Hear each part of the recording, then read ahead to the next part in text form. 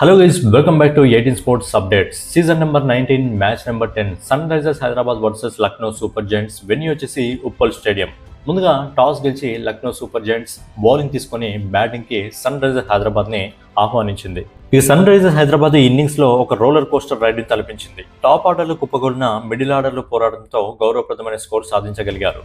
Innings ఆరంభంలోనే star opener Travis Head 7 పరుగుల వద్ద పెవిలియన్ చేరి అభిమానులను నిరాశపరిచాడు. మొహమ్మద్ షమి వేసిన అద్భుతమైన బంతికి మార్కరం చేతికి చిక్కి అవుట్ అయ్యాడు. మరోవైపు అభిషేక్ శర్మ ఎదుర్కొన్న రెండో బంతికే డకౌట్ అయి తీవ్రంగా నిరాశపరిచాడు. షమి తన స్పెల్తో టాప్ ఆర్డర్ని వణికించాడు.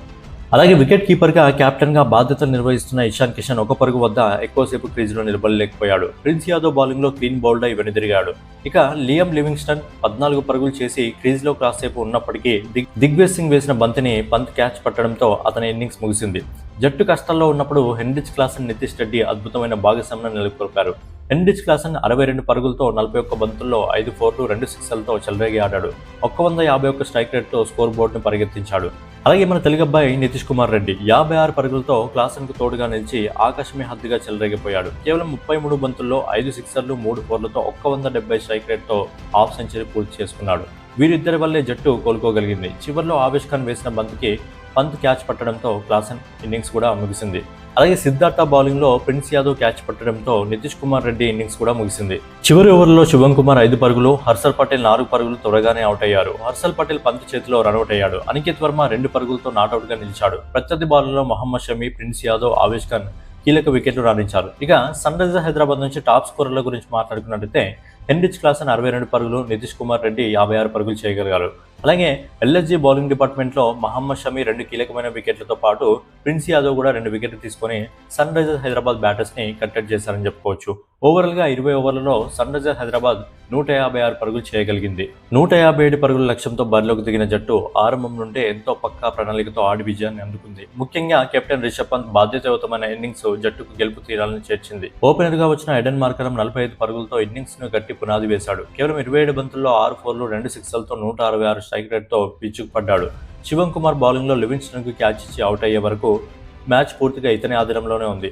మరోవైపు మిచెల్ మార్ష్ 14 పరుగులతో 2 4లతో టచ్లో కనిపించిన ఈషన్ మౌలింగా బౌలింగ్లో నితీష్ రెడ్డికి క్యాచ్ ఇచ్చి త్వరగానే వెనుదిరిగాడు. జట్టును ముందుని నడిపించాడు కెప్టెన్ రిషబ్ పంత్. 68 పరుగులతో ఒత్తిడిలో కూడా అద్భుతంగా ఆడుతూ 50 బంతుల్లో 9 4లతో ఆకట్టుకున్నాడు. ఇన్నింగ్స్లో ఆఖరి వరకు క్రీజ్లో నిలబడి 136 స్ట్రైక్ రేట్తో జట్టుకు విజయాన్ని సాధించాడు. ఆయుష్ బడోని 12 పరుగులు, హర్ష్ దుబే బౌలింగ్లో ఇషాన్ కిషన్ చేతిలో స్టంప్ అవుట్ పెవిలియన్ చేరాడు.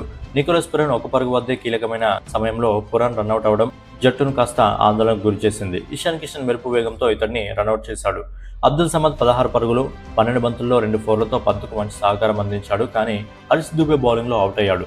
చివరిలో ముకుల్ చౌదరి 2 పరుగులతో నాట్అవుట్గా నిలిచి పంత్తో కలిసి ఇన్నింగ్స్ని ముగించాడు. 19.5 ఓవర్లలో 5 వికెట్లు కోల్పోయి 160 పరుగులు చేయడంతో జట్టు విజయం సాధించింది.